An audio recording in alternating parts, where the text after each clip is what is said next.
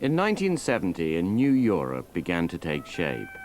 The French buried Charles de Gaulle, the Frenchman who had said non to British entry.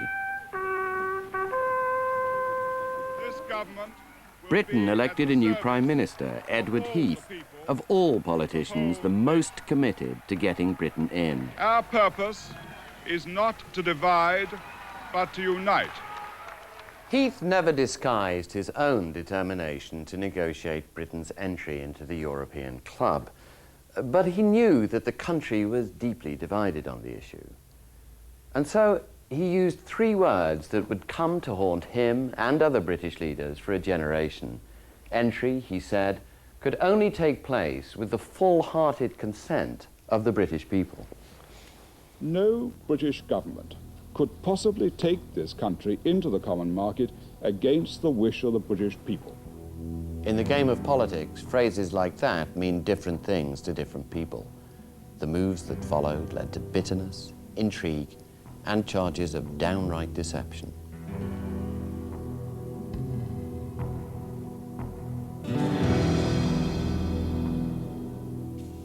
The voters were pawns in each side's propaganda. They were misled, they were conned, they were cheated. When it was over, the game had left wounds that would never heal. I felt that a great national mistake had been made. The Labour and Conservative parties would both bear the scars of battle for decades. It began the split in the Labour Party, which ended with the creation of the Social Democratic Party. And as we know, Heath's game settled nothing. Ted was right when he said you could only do a thing like this with the full-hearted consent of the people, but he knew he hadn't got it. And this is coming home to roost upon his successors.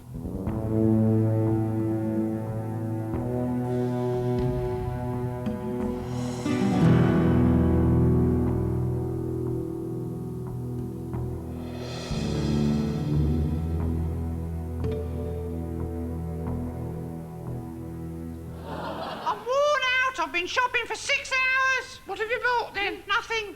Nothing at all. A complete waste of time. Wicked, isn't it? Wicked. It'll be worse when we join the common market. That nice Mr. Heath would never allow that. Though stiff and moody, Heath was also a man of deeply held passions for music, sailing, and linking Britain's destiny with Europe. The key to entry lay with Britain's old enemies in Paris. Heath's secret weapon was Christopher Soames, once a Conservative minister, now the bon vivant ambassador to France. Soames was charged with opening a private line of communication between Downing Street and the new French president, Georges Pompidou. By chance, Heath had already struck up a friendship with Pompidou's right-hand man. His name was MICHEL JOBERT. M. Pompidou m'a posé deux questions. Comment est-il? Quelle confiance peut-on lui faire? Alors j'ai répondu aux deux questions.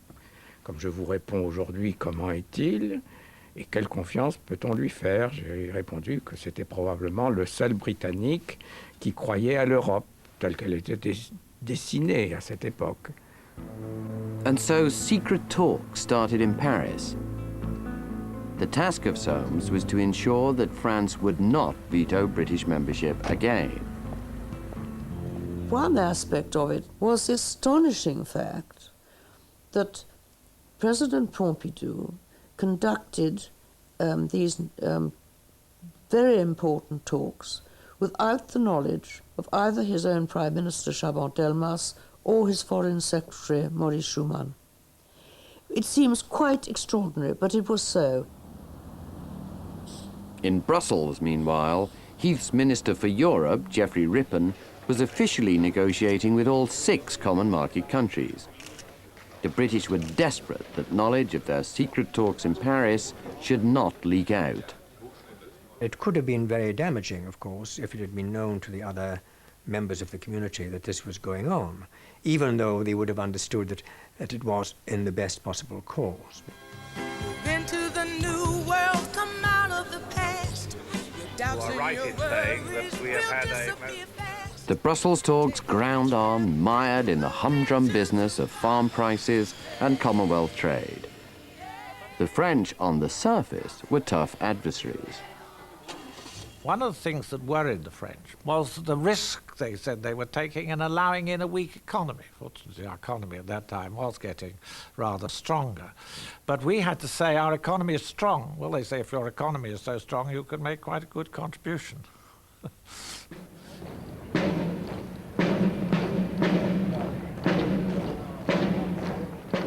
In May 1971, the two strands came together. Heath needed to short-circuit the Brussels talks. He could only do so by getting the French on side. It was time to go as a supplicant to the court of Pompidou, a meeting that had taken Soames 6 months to arrange. I knew that to settle all of this, it had to be the French president who did it, and the only person who could with the French president was myself as Prime Minister.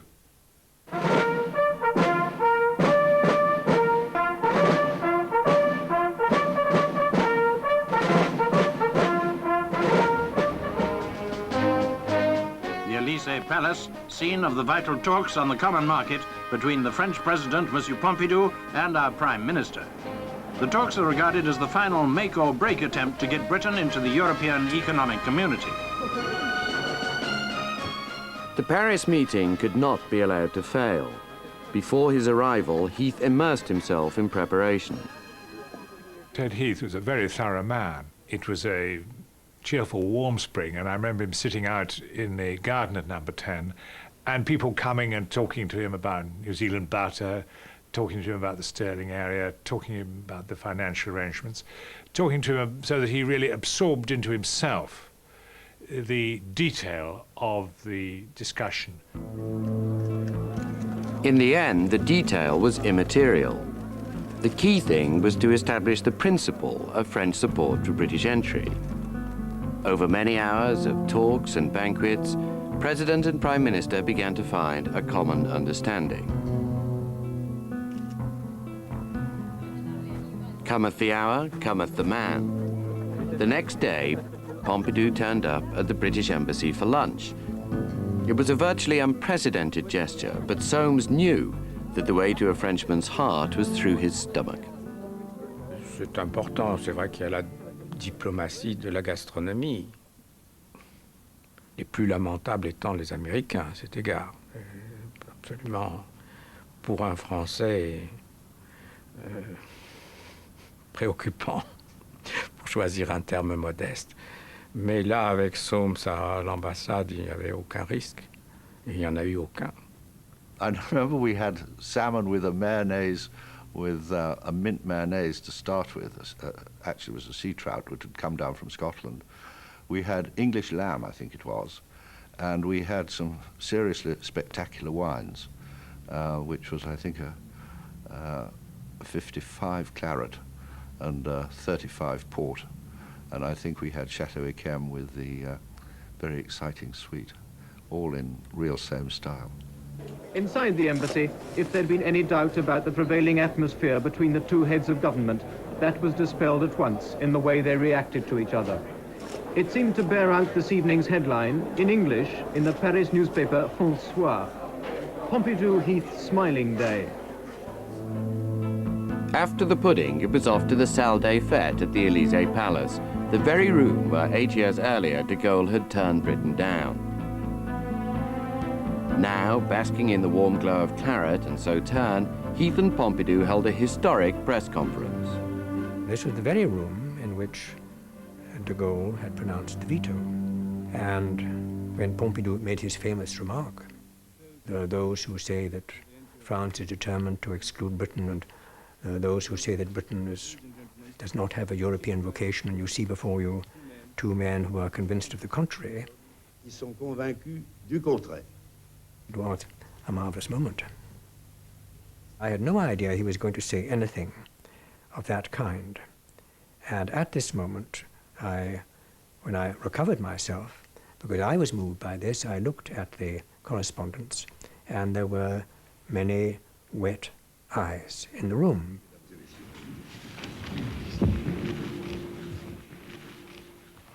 For Heath, this was a moment of unalloyed triumph. He knew the formal negotiations in Brussels were not over, but he also knew the French veto was a thing of the past. From Paris to Brussels, from high politics to cheese, Geoffrey Rippon's talks moved rapidly to a conclusion. Britain's effective entry fee into the club was fixed at £500 million a year. All remaining details were settled in a round-the-clock session that lasted 3 days. We were left simply at the end with New Zealand dairy products, taking cheese and milk together, and our contribution to the budget. We had to settle New Zealand on favourable terms because that really was an important political issue in the House of Commons. The dawn broke and the celebrations began. The great windows at the end of the council chamber were blood red with the dawn, and people began to clap. And we felt that it had been a turning point in history. And then the champagne was produced. You can turn it into a loving cup. Ça commence bien. You can have the other side of the glass. It all went very well. I mean, there was general approval of what had been achieved. Obviously, critics were still saying we'd given away too much, but the general impression was that it was all right. It was virtually over. But it wasn't. Heath might have squared the French and the other Europeans. He now had to win over the members of the British Parliament. Claret wouldn't be enough this time. What Heath needed was skill in the black arts of the Palace of Westminster.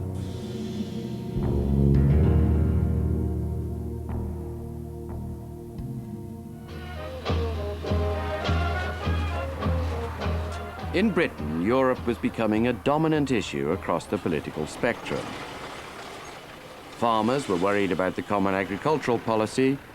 Consumers worried about higher food prices and jobs.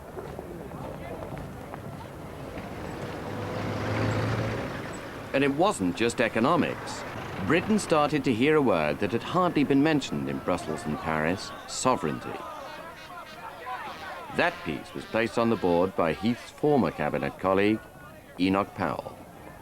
I do not believe that this nation, which has maintained and defended its independence for 1,000 years, will now submit to see it merged or lost. Nor did I become a member of our sovereign parliament in order to consent to that sovereignty being abated or transferred. The Labour Party was coming apart. In 1967, the Labour government had tried to join the community. Now in opposition, the majority of Labour MPs were opposed, though some senior members of the party remained passionately devoted to the European cause. It is an opportunity which offers great benefits for us and great benefits for Europe as a whole. Harold Wilson, Labour's leader, knew that a commitment on Europe either way could break up his party. So he waffled. I'm not going to say we should go in, whatever the terms. I'm not going to say we should stay out. We must wait for the terms. Now the terms were known, and Wilson had to come off the fence. In fact, he was pushed off it by a speech in May 1971 given by his shadow Foreign Secretary, James Callaghan. If we have to prove our Europeanism by accepting that French is the dominant language in the community, then my answer is quite clear. And I will say it in French in order to prevent any misunderstanding. Non, merci beaucoup.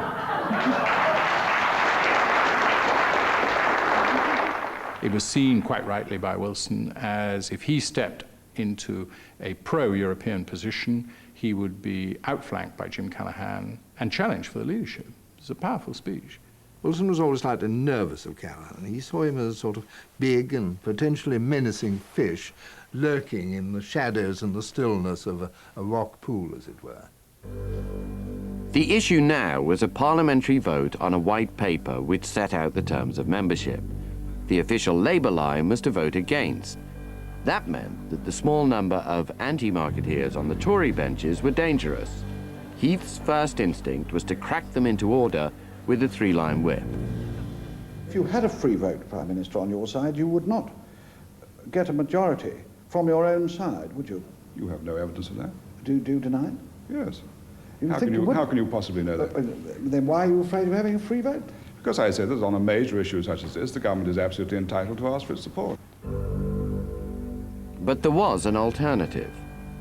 If Number 10 allowed the Tories a free vote, enough pro-market Labour MPs might vote with their conscience to give the government a clear majority. The gambit was dreamt up just down the street by the old fox, Francis Pym, then Chief Whip. Our overall majority in the Commons was only 25, and we had something like 18 determined anti-marketeers, so that our majority on this issue, if the Labour Party were united against us, was clearly extremely vulnerable. The great parliamentary debate on Europe was fought for 6 days on the floor of the House. Many MPs have described it as the greatest debate in Britain's parliamentary history. Heath was eventually persuaded. When the big vote came in October 1971, Pym's strategy worked. Despite Labour's three-line whip, enough Labour MPs voted with the government to give Heath a huge majority of 112. We watched sort of hawk-like as each person broke away and came into the lobby, and everybody was being watched very closely to see what way they went and how they voted. But we had a sense, almost, I think, of solidarity that made it actually quite hard not to vote in the yes lobby. And then the tellers came in, and this enormous majority was announced, mainly because Roy Jenkins had the courage to lead 68 Labour MPs into the ayes lobby to vote for it. And there was pandemonium on the Labour benches. It's one of the few times, I think, ever I've heard in the House of Commons bad language being used. You know, it's not the kind of thing you normally do, but bad language was used that night. I remember someone crying out at Roy Jenkins, "Fessis bastard." It was an ugly moment. There were one or two, how shall I put it, disobliging remarks, but that was very much from a rather excitable little fringe of individuals.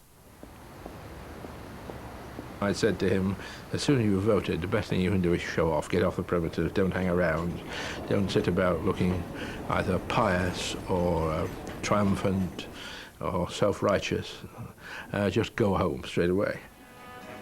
But the parliamentary vote was in favour of joining the Six with a majority of 112 for the government. Never again would Heath have such a triumph in Britain. Harold Macmillan, his old boss, lit a bonfire of celebration on the cliffs of Dover. Little did he know, the fire lit that night would smoulder for decades, burning first Labour and then the Tories. Well, I remember calling out to a member of the government who was leaving after the division, "It won't do, it won't do. They still think it won't do." But who worried about Powell? Heath arrived at the Egmont Palace in Brussels on the 22nd of January 1972 to sign the Treaty of Accession. At the third attempt, and 8 years after Heath himself had been rebuffed, Britain was in. Wilson had been asked to represent the Labour Party. He decided to go to a football match. That was, he thought, more important. George Brown appeared, and Harold Macmillan appeared. Well, I remember, you know, we marched into the great gathering, or we were on our way to march in, when somebody threw a bottle of ink over Ted Heath. Most unfortunate, not normal ink, but sort of Indian ink, black and sticky, very accurately, by a German lady. Mr. Heath was thrust into a lift and somebody pressed a button and he disappeared. And it's almost unbelievable, but it took about a quarter of an hour to find him. Anyhow, the problem was to clean up the Prime Minister. The ink had gone over his head as well, and his hair and one side of his face. And it was very difficult to shift. And then suddenly Alec Douglas Hume went missing, and then there was even a suggestion that he'd been kidnapped, but in fact he was just simply gone off rather typically to the lavatory and was washing his own shirt, which had had a splatter of ink on it. Poor Ted. It took the flunkies over an hour to clean him up and find a new set of clothes.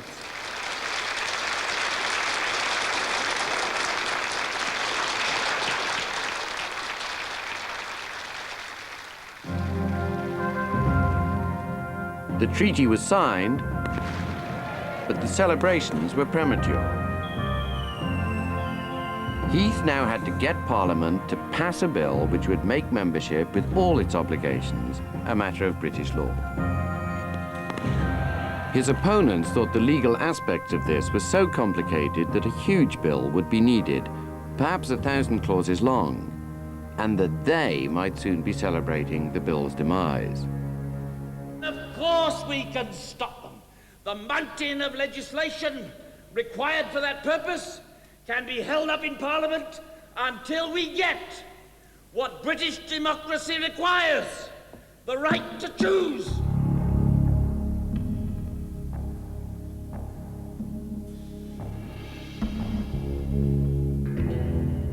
Heath now made a move of stunning audacity. The bill, encompassing huge constitutional changes, would be very short, just 12 clauses. The simplicity of the bill overwhelmed all that saw it.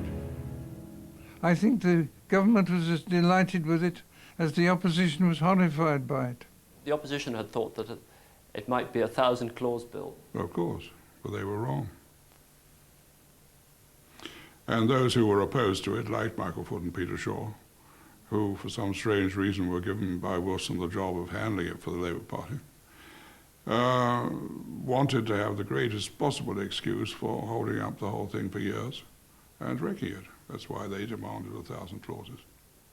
There's no justification for it. Short as the bill was, the parliamentary struggle was set to last for months, and this time the arithmetic would be much tighter. The pro-market Labour MPs had said they would now obey the party whip and vote against the government, so the question was, were there enough Tories? Those who would support the government through thick and thin because they were Europeans in their outlook, we called the robust, and we indicated them on our daily list with a blue sign, a blue tick. On the other extreme would be those who we could never persuade, and they would have some good reasons, some bad reasons for voting against the government, and we gave them the collective title of the shits, and we marked them off with a brown pencil. And then in the middle, there was a larger group than the others, which we called the wets. And it was a term, in fact, invented by the then Chief Whip, Francis Pym. Any loss of a vote or any setback in the course of this passage was a blow to the whole standing of the government and the whole position. So the stakes just could not have been higher.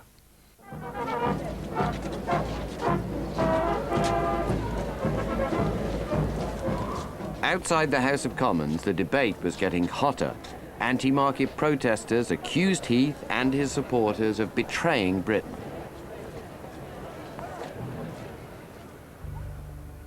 Inside the Commons, Heath and Pym now knew that bullying the Tories into line would not be enough.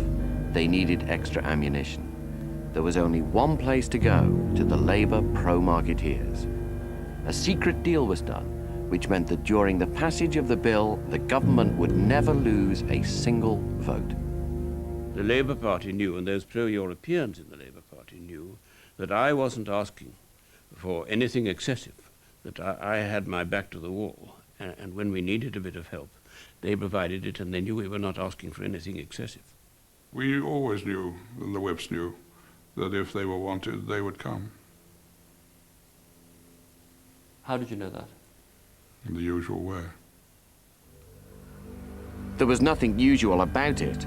A quiet back channel was arranged between the Tories and the pro-market Labour MPs. In hindsight, this was astonishing. Heath's government was by now very unpopular, and those votes could have brought it down.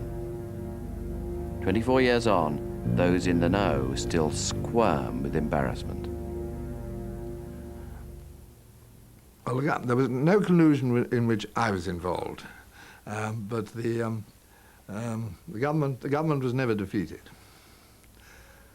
I think I was sort of kept away from anything like that. People disappeared, they went to the films, they just didn't show up and so forth. There was quite a bit of quiet understanding that there were certain amendments where it was better for people to just find themselves, you know, speaking at a meeting in Little Gainsborough or something, so that they wouldn't be there. At the heart of the plot was a red book, never before made public, kept by the pro-European Labour MP, John Roper. He guaranteed that there would be just enough Labour abstentions for the government to win every vote. The tactic was to try and ensure that we got the bill through, but without having a phalanx of 20 to 25 Labour pro-Europeans who were abstaining right through the bill. And in order to do that, we had different groups of people. I was able to keep records throughout the bill, and I knew the people who I could rely on, and I knew others who I could turn to when it was necessary. So we were able to vary the abstentions and thereby to ensure the bill got through, but cause the minimal disruption to the parliamentary party. It was a secret. It was a secret arrangement. I mean, everybody knew what was happening. How it was happening, nobody quite knew, and that seemed to me very satisfactory.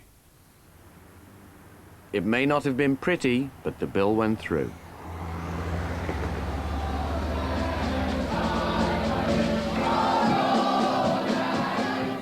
On New Year's Eve, British residents in Brussels celebrated as Britain finally joined the European club. Officially, we became members at midnight local time, but to make doubly sure, they kept things going for another hour until midnight Greenwich time sounded in London. I don't think that people understood. They didn't care.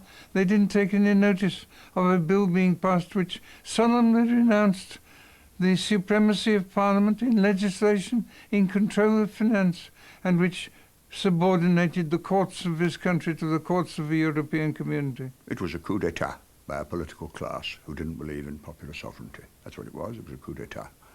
The power was seized by parliamentarians. They seized power that didn't belong to them, and they used it to take away the rights from those they represented. That's how I saw it. On New Year's Day in 1973, a Foreign Office official delivered the signed documents that finally sealed Britain's membership. The letters were accepted by one of the departmental directors general on the 15th floor landing. The formal decisions by Her Majesty's government recording their assent to the decisions by the Council of the Member States and of the Council. But even before these formalities, Heath, Pompidou and their European partners had been discussing radical plans. They went far beyond anything in the minds of most MPs. Roy Denman was one of the first to hear what was afoot. I was across at number 10 when the message came in from Pompidou setting the agenda for the meeting. And the center point of it was a move towards economic and monetary union, which Pompidou suggested we should aim at for 1980. And we saw this. Heath then came in and read the message and made no comment. And then Sir Alec Douglas Hume, the Foreign Secretary, also came in, read it, and he looked across at Ted Heath and said, don't think the House will like this very much, Ted. Is that what Alec Hume said? To which Heath said, but that, Alec, is what it's all about. Well, that's what it was about. And we'd have got it had it not been for the Middle East. But the Yom Kippur War of October 1973 was the least of Heath's problems. His government was collapsing. Petrol was rationed, the miners went on strike, and people were told to brush their teeth in the dark during the three-day week. Heath called a general election for February 1974. God save you, Lord, you take the country down the river! 4 days before polling, Enoch Powell took his revenge. He effectively told his supporters to vote Labour. Since you and I are united in our dislike of British membership of this EEC, like this, then we know how to set about using this election to get what we want. So unpopular was Heath that even Wilson looked a decent bet. There's been a big swing to us this week the polls haven't caught up with. We know what's happening on the doorstep. Look at this. Barely a year after leading Britain into Europe, Heath was out of Downing Street and Wilson was back in. We've got a job to do. We can only do that job as one people, and I'm going right in to start that job now. One people? Wilson didn't even have one party. His cabinet and his MPs were bitterly divided on the European question. There was a real chance that without classic Wilsonian moves, Labour would fall apart.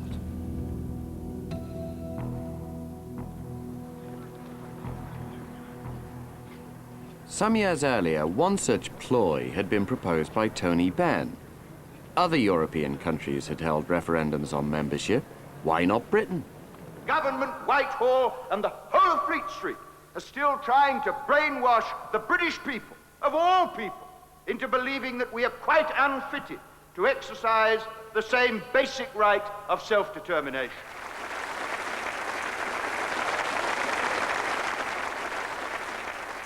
I came out with this idea, put it to the Shadow Cabinet. I was in a minority of one. And Callaghan said at the end, well, whatever we may have decided, Tony may have launched a little rubber life raft into which one day we may all wish to clamber. To begin with, Wilson disdained Benn's life raft. But as the sea got choppier, he would change his mind. We had a meeting of the Shadow Cabinet and indeed a vote on the referendum, and it was decisively defeated by about 3 or 4 to 1, with Harold Wilson voting against it. Is it correct to assume that if Mr. Wilson sees the polls are going against him, that he'll say at the last minute that he will allow a referendum on the common market? The answer to that is no. I've given my answer many times. I don't change it because polls go either up or down. And then suddenly he swung round, and there was another meeting exactly 2 weeks later, in which it was carried by a majority of one only, but it was carried. I do believe the British people, in view of all that's happened, must have the last final word through the ballot box in a referendum. So his deputy leader resigned. This was no way to run an opposition, chopping and changing from fortnight to fortnight, from week to week, as it were, within 2 weeks. And not on any grounds of changed beliefs, but on grounds of purely opportunist politics. So now Labour was back in power, having promised first a fundamental renegotiation of the terms of entry, and second, a referendum. The man in charge was James Callaghan, old Monsieur Non Merci himself. I was astounded by how anti-Europe Jim was. And I was rather depressed because I thought the negotiation was going to break down and Jim Callaghan is going to come back from Brussels one day and say we must leave the community. The mandarins of the Foreign Office were used to domestic policy changing. Changing foreign policy overnight was quite another matter. Callaghan summoned all the British ambassadors in community countries to a frosty meeting in his office. He called all the ambassadors together, came in, opened his blue Foreign Office box, and took out 8 copies of the Labour Party's manifesto, which he handed round to the ambassadors. Made a joke about them having to pay for them, and they weren't quite sure whether this was a joke or not. I mean, some were half fumbling for change in their pockets, and then told them the page on which to open the manifesto, which they duly did. And Jim said, would you read the paragraphs on Britain in Europe? They weren't quite sure whether they're supposed to read these tout ensemble out loud or whether they're supposed to, but they read them. And Jim said, I thought you'd like to know this is our European policy. We, I suppose, rather cynical Foreign Office people thought this a bit odd. Did you do that? I don't think we did do the manifesto, no. I honestly never got the manifesto out and started reading it. No, I never did that. The renegotiation that we were pledged to by our manifestos in 1974, binding the next Labour government, was a fundamental renegotiation. Those are the words deliberately inserted. The manifesto looked as though it had been written to make it impossible for a renegotiation to succeed. For example, the manifesto suggested that we should withdraw from the agricultural price negotiations. Had we done that, we would have been on a slippery slope towards leaving the community. The Foreign Office may not have thought that was an option, but to all intents and purposes, Callaghan did. So the Mandarins quietly, as is their way, went about making sure that their view of Europe, and not that of the Labour anti-marketeers, prevailed.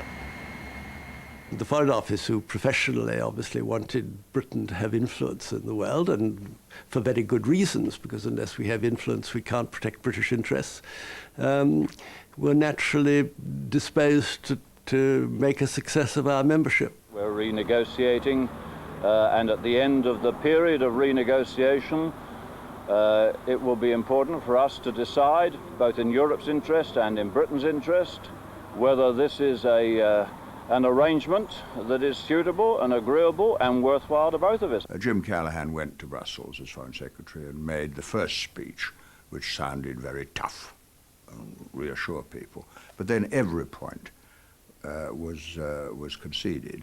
And at the very end, the constitutional question, which was the really important one, was never discussed. For all his early brio, Callaghan was trapped. He couldn't truly renegotiate a treaty that had already been signed. Gradually, his position on Europe began to soften. I suspect that he came to the conclusion very early on, either that a fundamental renegotiation was impractical, or that it wasn't worth the fury and the difficulties of disengagement that might follow. I once described it rather cynically as not so much an exercise in renegotiation as an exercise in the European education of Mr. Callaghan. And that, from that point of view, and to some extent Mr. Wilson, but to some extent that worked rather well. Harold Wilson's next move was risky. He invited the German Chancellor Helmut Schmidt, a Social Democrat, to address a special Labour Party conference. Schmidt accepted the invitation.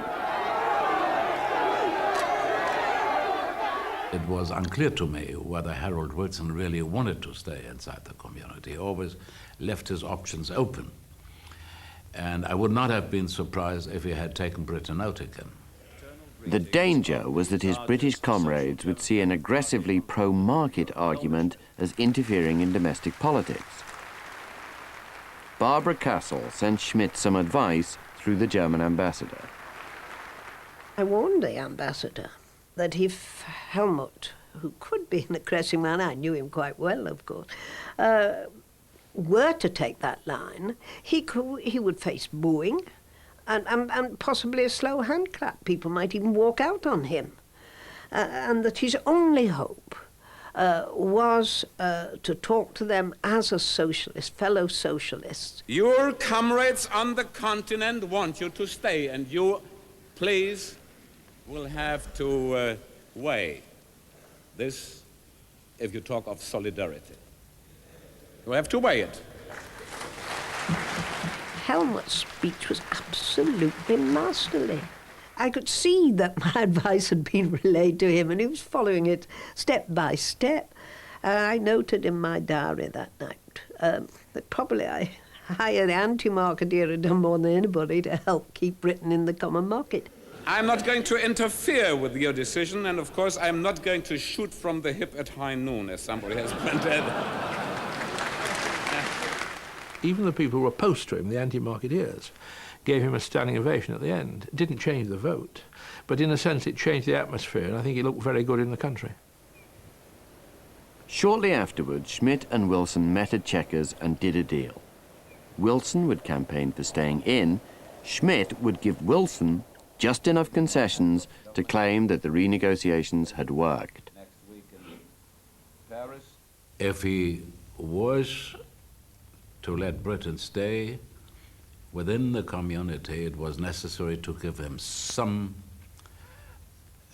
success in the renegotiations.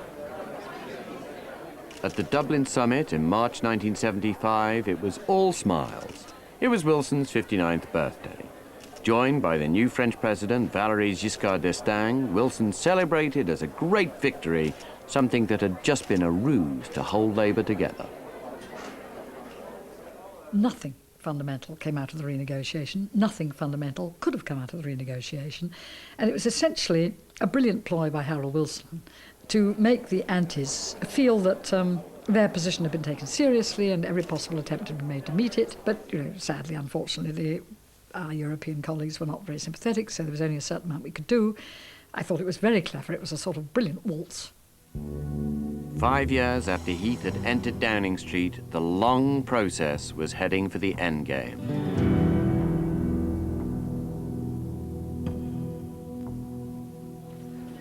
The date of the referendum was now set for the 5th of June, 1975. Public opinion was 2-1 against membership. The anti-Europeans in the Labour Party were riding high. They were cruelly deceived. The pro-European lobby had been waiting for this for a long time and had money to burn. Over the last few weeks, Conservative, Liberal and Labour Party leaders have been travelling the country talking to all sorts of people in all sorts of places. Whatever their differences, on this issue, these politicians are united as never before. If we came out of the community, the effect on investment here would be damaging. We'll get the benefit. The areas of high unemployment, the development areas, the whole of Scotland will benefit. We know there'll be fewer jobs if we come out. It doesn't make any difference whether you're in or outside as to what happens to food prices. They're much the same, in or out. With nearly £1.5 million in their coffers, the pro-Europe lobby could afford a slick campaign. The facts. This is a good one. Find out the facts. The anti-marketeers had just £133,000 to spend and a bit of help from the trade unions. Starting in the north with Newcastle. Right. And then we were massive. I mean, it was a huge organisation. There were 3 of us. There was me, and there was Bob Harrison, who was donated to us by Jack Jones. And then we had in fact, I think to start with, it was just the 2 of us. It was a no contest from the start. They had the ability and they did wage a very efficient and sophisticated campaign because they had the financing to do it. I was going off to have lunch with some friends. Have you able to tell us about your feelings yet, sir? With imperfect timing, the Tories dropped the pilot. 3 months before the referendum, they dumped Heath for Margaret Thatcher. Thank you very much. And these are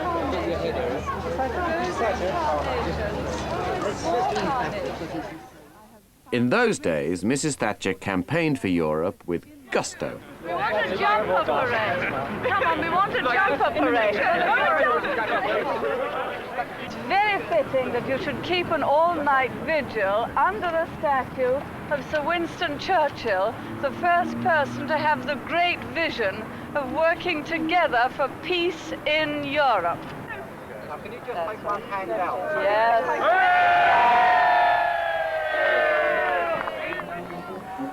And Heath, for a brief and never-repeated shining moment, swallowed his pride and fought side by side with his nemesis. Is Europe stronger with Britain a member? Yeah.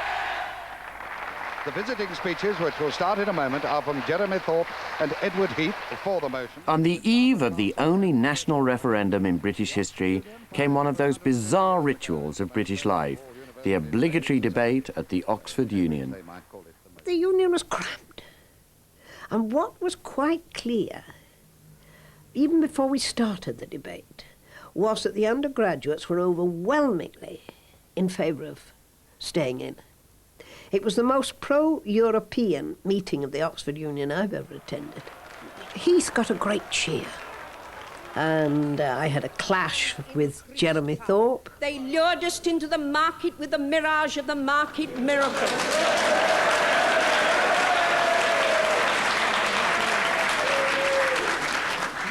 I'm very grateful to the Right Honourable Lady. May we assume that if the vote is yes, she would not stay on to administer those policies as a minister.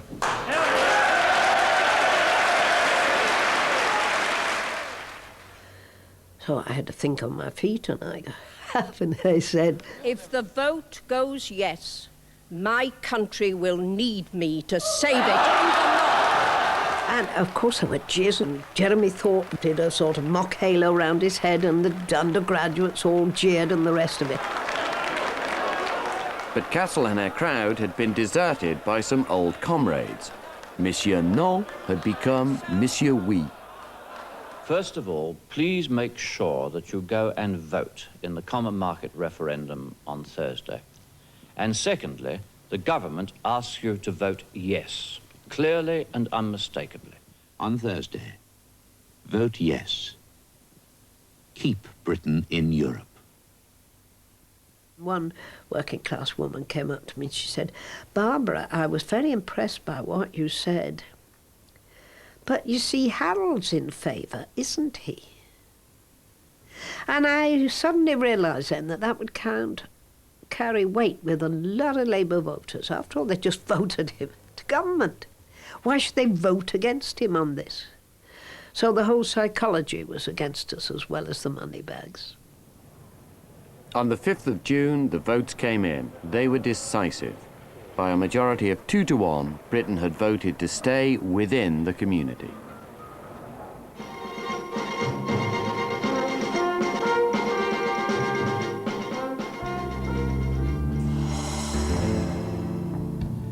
The anti-marketeers had lost, but there were casualties among the victors too.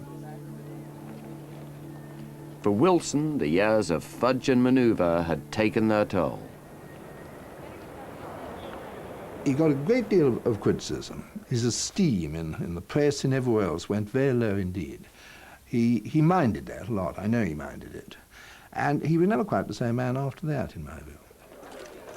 But nor was Jenkins. The man who had once been thought most likely to succeed never did. It was a very foolish thing to do, to resign the deputy leadership, because if he hadn't, he would have been leader instead of Callaghan. There's no question, in 1976. The truth was that the long, bruising battle to get in had left both main parties damaged. Only the most passionate devotees to the European cause could argue that they had not been harmed.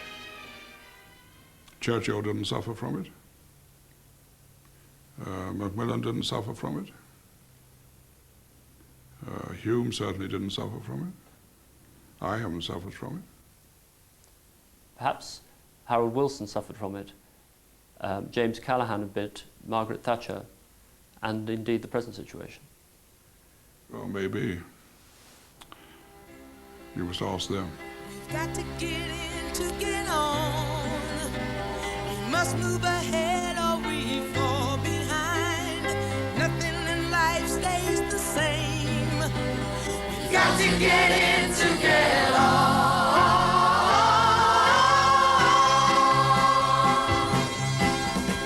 Move into the new world, come out of the past.